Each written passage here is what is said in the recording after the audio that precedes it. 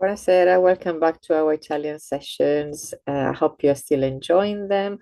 And please let me know where you're listening from and what you enjoy the most. Also, remember that you can leave comments and ask me to cover certain topics. I'll be very happy to do that. Um, Recently, we have seen the subjunctive congiuntivo, which was divided into three parts, because it was quite a long topic to cover. In those videos, I did mention tenses and modes. So I thought maybe we today we could look at that in particular. Not we're not going to go into very deep grammar. As I said before, when you're studying language, you don't necessarily need to study all the grammar and the grammar terminology, just enough to know what you are talking about, just the basics. However, as I said, I mentioned these modes, um, which normally instead we talk about tenses, which is completely fine. But let's see anyway. It is always a very interesting to see things also from a different point of view, or just to give you a little bit more information. So let's um, share this table that we have here. So this table comes from it's a different book that I'm using today. It's a children's book, in Italy. As I said before, children start studying um, Italian grammar, at the age of 8 in school, and then they continue, obviously. This is a age, so 8 years old is in the primary school. So this in particular, this table is from a book that children would use to do exercises between in the summer, basically. So between the age of 9 and 10. 10 is when they finish the primary school. So this is really to consolidate and make sure that the children have understood and they know all the grammar that has been covered. And then they go on to middle school and then continue or start again. So here we have, as you can see, all the everything that we need to know about verbs. So we have at the top, as you know very well, every time you do a different tense and you're looking at the endings, you always see the verbs divided into three groups. So we have prima coniugazione, which are the verbs in are, seconda coniugazione, the verbs in ere, terza coniugazione, the verbs in ire. And then we have the verbs essere and avere, which here they've put separately. As you know, they're very useful verbs, not just using them with their specific meaning, but also because we use them in the compound verbs. So, for example, as auxiliary verbs. In English, the auxiliary verb and the compound tenses is just the verb to have. For example, I have done. In Italian, we use essere or avere. We're not going into the rules now. We're just having a look at these, as I said, tenses and modes. So you can see here la coniugazione, the conjugation. So with conjugation, when we are adding the correct endings to each person, basically, io, tu, lui, lei, noi, voi, loro. So here we have, see, as I said, here they're being precise. In the sense, they're really giving um, teaching this grammar. But as I said, it really is not necessary to suddenly starting calling certain verbs that you've known so far, calling them modes instead of tenses. It doesn't matter, as I said. But let's see what is the correct, the accurate way to call all what we normally call tenses. So i tempi, so the actual tenses is when the verbs, when the action happens. So does it happen in the past, passato? Does it happen in the present, presente? Or in the future, futuro? So here we have le persone.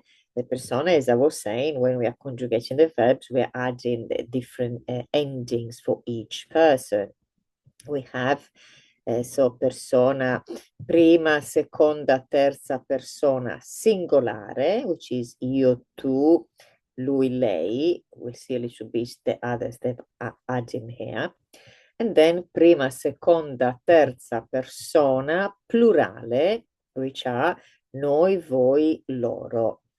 They've added here a few, in particular in the third person. So we have here egli, ella, the masculine and the feminine singular, which is what they used to be before. We're not going into why and how they've changed. It doesn't matter. So egli and ella now we are considered as a little bit old-fashioned. Certainly, you're not going to hear anyone using them in the spoken language. You may see them, especially egli, but not that much really, in a book, in the written language. But as I said, more like older books. Esso and essa are also the masculine and feminine, not really used in the spoken language. Sometimes you do see them in the written language. These ones, they can you see you've got the egli o lui, ella o lei. So this refer to a person. Instead, esso and essa are referred to an object. So they would be the it in English, masculine and feminine. For the third person plural, we have loro, which is what we normally use. And then we have essi and esse, which is the plural of what we've just seen here. Again, these ones really rarely you see them. You're not going to really hear anyone using them in the spoken language, but sometimes you see them in books. So here we have i modi, the modes. I'm translating it really literally. But as I said, it doesn't really matter. So we have indicativo. Indicativo, and then congiuntivo, condizionale, gerundio, imperativo, participio, infinito. I'm sure you've heard all of them before, depending a little bit on which level you are. But I think if you are intermediate and advanced, obviously you not only you've heard of them, but you also you should be able to use them as well. So indicativo, we have tempi semplici, tempi composti. Semplici normally is what they are made up of just one word. Composti, there is the auxiliary verb, as I said, essere o avere, plus the participle of the main verb we need to put in that tense. So tempi semplici presente, for example, with the verb to be, presente is I am. Imperfetto, I used to be. Passato remoto, it doesn't really cover, there isn't really something in English that covers this passato remoto. So Um, yeah, it doesn't. There isn't. Let's go for I was. That is like the historic past. So in English, you don't have this difference between simple past and historic past. And then futuro, il passato remoto normally facile, let's go back to this passato remoto, historic past. Normally you see it in books, history books, of course, but not only, just literature. Not used very much, or in fact, used a lot less in the spoken language, because, sorry, it refers to actions that happened a long, long time ago. So it doesn't mean that you cannot use them or they're not used at all, but used a lot less than passato prossimo, which is what is normally done when you're learning Italian. However, passato remoto is used in the south of Italy and Sicily instead of passato prossimo. I don't know if they even use, do they use passato prossimo? I'm not sure. They must do, they must do. However, according to my experience, I have heard people from Sicily using passato remoto when they were talking about things that they did this morning, the same morning, which is a little bit exaggerated. As we said, is historic past. Anyway, it comes really from the culture and the original language of those areas. And then we have another tempo semplice, so a simple tense is futuro semplice, which is sarò. I'm not sure actually, it's like I will be. So presente I am, sono, imperfetto I used to be, ero. Passato remoto is fui, but as I said in untranslatable or just using the simple past, I was in English. Futuro semplice, I will be or sarò. Tempi composti, as I said, are those where we have an auxiliary verb. So passato prossimo, using still the verb to be, I have been, sono stato o stata. Tra passato prossimo, I had been, ero stato o ero stata. Tra passato remoto, who uses tra passato remoto? Fui stato. Had been, again, is not, is probably this passato remoto, you can really relate a bit to passato prossimo and tra passato remoto to tra passato prossimo. That's how we can explain a little bit, just because, as I said in English, you don't have something like passato remoto or tra passato remoto. Futuro anteriore is I will have been. Ugh. Sarò stata. Like, it doesn't work fantastically with essere. For example, by the time I will have arrived. That's a better idea. And then we have, so this is indicativo. All these tenses are part of the mode indicativo. And then we have another mode, congiuntivo, which has different tenses, also tempi semplici and tempi composti, which is exactly what we saw in the last few videos. As I said, I covered the subjunctive, congiuntivo, divided in three parts. So again, this is really difficult to translate in English. However, you can refer to those three videos if you want to know a little bit more, or probably, as I said, you already know them. Yes, it doesn't translate fantastically, really. I'll just make a mess if I try to make it really so easy. Congiuntivo, remember, that's what I'm going to say about congiuntivo, is a specific mode or specific tenses that we use after certain expressions and certain verbs and certain constructions, which gives and normally in general it gives you when we are expressing feelings or doubt or opinions. Then we have condizionale. Condizionale also in English, there is exactly the same tense. Condizionale, we have semplice and composto. Condizionale is the word, the name says, there is a condition. So I would do something if I could, if I had the time or if I had the right conditions. In Italian it would be sarei, the conditional present, conditional of essere, io sarei. In Italian, in English, I would be.